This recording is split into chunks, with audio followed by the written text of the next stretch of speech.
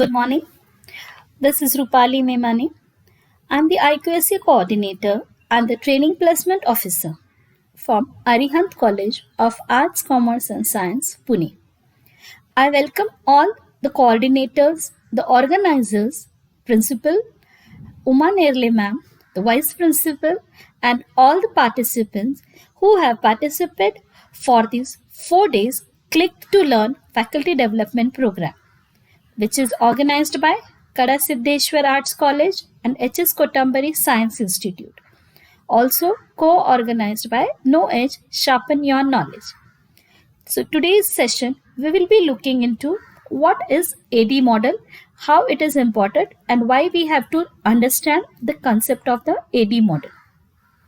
So to begin with today's session, we will see what actually is the AD model, what are the 5 phases of the AD model. So it is a generic process that is traditionally used by instructional designers for developing their training content or developing the e-content. Now, during this COVID-19 lockdown, we have seen that the teachers are having a very difficult time in imparting their knowledge or conducting their classes.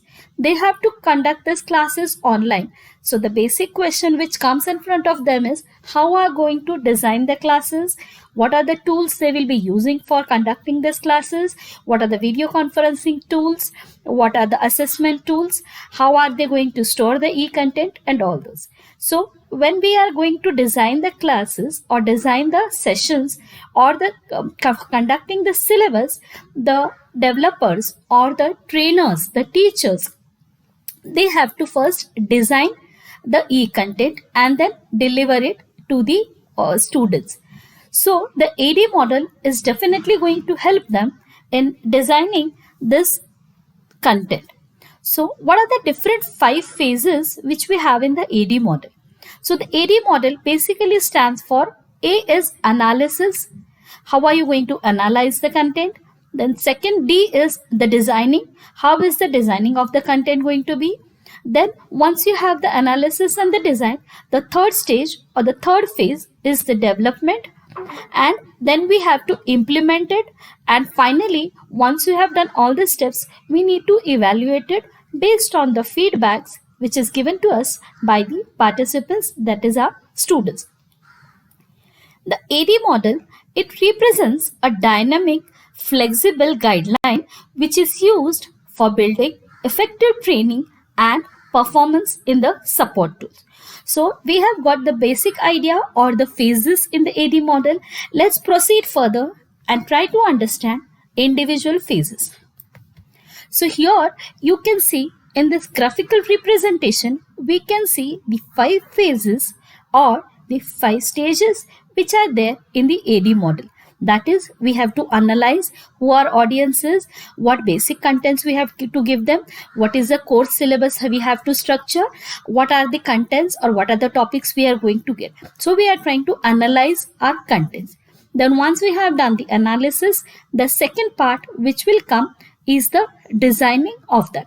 So for designing, what tools we are going to design, what medias we are going to design, whether it is going to be PDF file, whether we are going to share the e-resources, then whether we are going to use medias, the graphics, the GIF, whether we are going to make some YouTube videos, all those. So that will come in the second stage. The third stage is the development. So once you have the design and thing, how are you going to develop it, with what tools you are going to use for developing. So once all these 3 steps, the ADD are done, that is add is done, then we have to actually implement it. That is, we have to directly conduct the sessions based on the designs or the development of the contents which we have done. So that stage is your implement phase. And lastly, once we have done with the 4 stages, we try to evaluate it with respect to our participants.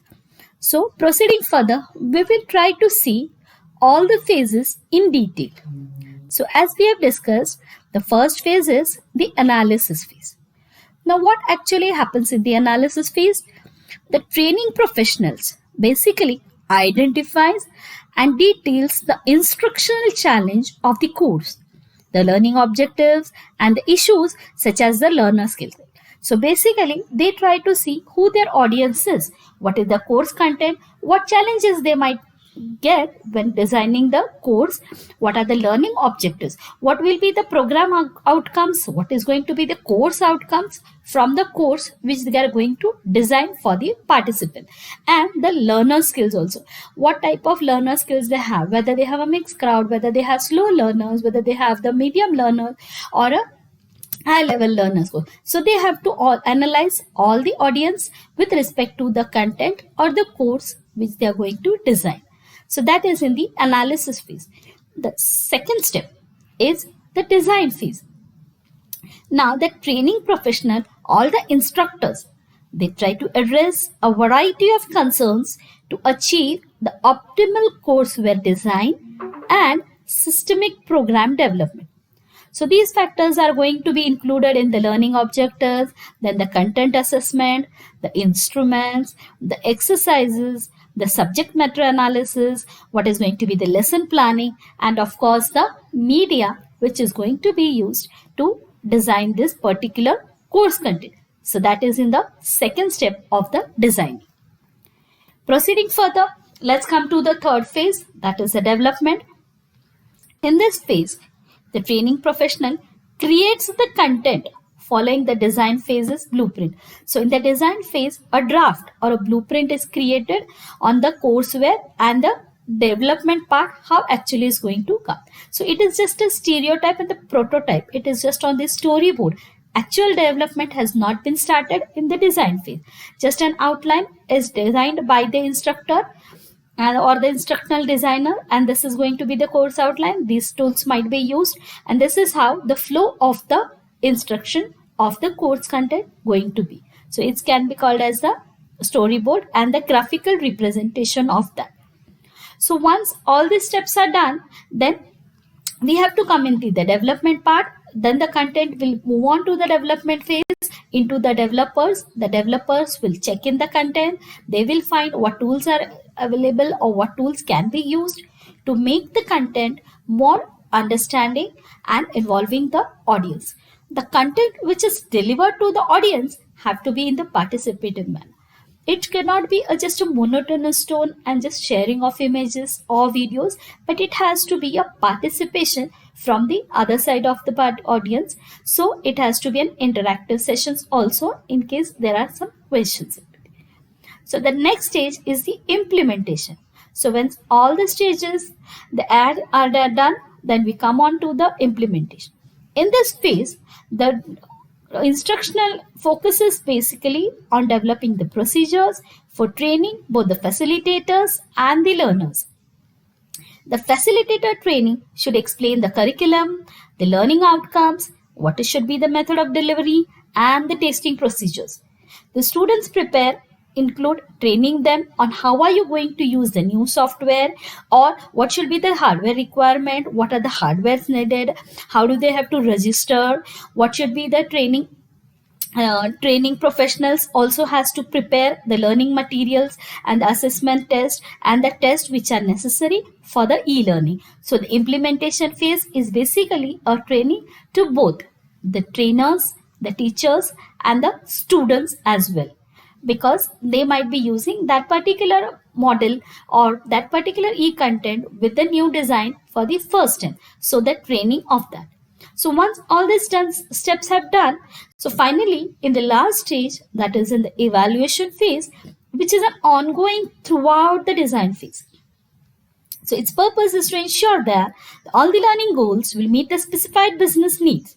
The training professionals also identifies the on-job performance goals and ensures that the business needs are met. So whatever has been designed, whatever has been analyzed, whatever has been developed, it has been implemented in a proper way. Are the audience or the participants, are the trainers satisfied with that? So we have to take a proper feedback and we have to evaluate it, whatever phases we have done up till now. So that is in the evaluation phase, and whether what was the goal or what was the target which was planned, are we able to achieve that goal? So that will define the evaluation phase. Proceeding further, let's see the 5 W's and 1 H rule. Now, what actually are 5Ws and what is the H rule? Now, 5W means who is going to receive the training. That means here we analyze the trainer, who is our audience, who are going to attend the session. So that comes your first W. Second way, what will be the training? That means what are the contents of your training? What should be the content involved in the training? What type of material, study material going to get in the training? So the second W. The third is setting the time frame right off the bat. So that means when is it going to happen? When are you planning to do that? So have you to plan it once a week, once a month or whatever? So how is this schedule going to be? So that defines your third W, that is the when. And where is it going to happen? That means whether I have to conduct this session online, whether I have to conduct this session physically in the classroom, whether it's going to be in the conference room, whether it's going to be on the amount of the students or the audience. So where actually is the location? Then fifth W is why are we doing this? That is, what is the basic purpose of giving this training? What is the objective of this training? So that is going to be answered by your why. And the one H is how are you going to achieve this objective, or whatever targets or objectives you've already framed before designing the content. How are you going to achieve that? That is, what methods you are going to use, what are the methodologies, what are the tools, and do you have the available requirement? So the 5W and the H rule will define your AD model answers. Then here, as we have seen, the D is for the design. Here in design, you have the theory, that is the analysis part, and the action when actually you are going to design it. So a theory means just analysis. Okay, this is what I have to do. And now we are going to actually design it. So decide what format we have to use. Then decide the methodologies and the strategy of your training delivery. Then once you have decided, then test it with the members of your team. So once you try to take the evaluation or the feedback from your members of the team, and then you proceed further. Second, the development. Here you are going to develop to engage. That means what is the idea and the core creative design which you thoughtfully plan into action. Then whatever requirements or whatever details you have done, try to polish it, try to make it a final draft. Then development phase will need a lot of testing. That is, you're creating a course, you start testing it so that you can check the grammar, the syntax, the spelling errors, any proofreadings you want to get it done, then what errors the student might get, whether they'll be able to understand it. So entire thing you have to check it or taste it. Then whether the information is a comprehensive way, preciously. So you have to take the information, whether it is understandable language, whether it can be understood by the audience. Proceeding further, the I, which stands for implementation. Now, this process, all the processes in AD are connected. The analysis determines the nature of the course. Design determines how the whole lesson is going to unfold. Development, wherein we put in everything into the action. And implementation, which is going to be the real learner's experience. So that is where your developed model is going to be implemented, which is going to be used in the real world. Last is the evaluation. Once the entire model has been presented to your audience, you try to monitor the results, you try to check the feedbacks. Based on the feedbacks, you try to improve yourself, and then you become a better instructional designer. So after each and every course, you get new ideas of the failures, whatever you have done in the previous thing, and you try to get up with a new design or instructions. So then let's see what is the advantage of the Addie model. The structure is an on point, that the instructors know what action they need to take so that they can move forward step by step. So they in hand has what should be happen and what has to be done. It is great for online, offline, and of course for both. That is the blended learning. The trainer can also access the objectives and the results to figure out what part of the course needs to further attend. It also puts design where it belongs to and engage more and more learner. So these are the basic advantages of the AD model. Now for all these lectures or of all these slides, I have taken references from these particular sites. So make it simple. but make it significant. That is what rightly said by Ron. Your design has to be in a proper, it has to be simple, but it has to be significant. Then two things we have to do in design is the design should be simplicity and clarity. Design should be more visual. Design should be intelligence and made visible. So with this, we stop with this today's session. That is the AD model. Hope you have enjoyed this session. Until then, thank you.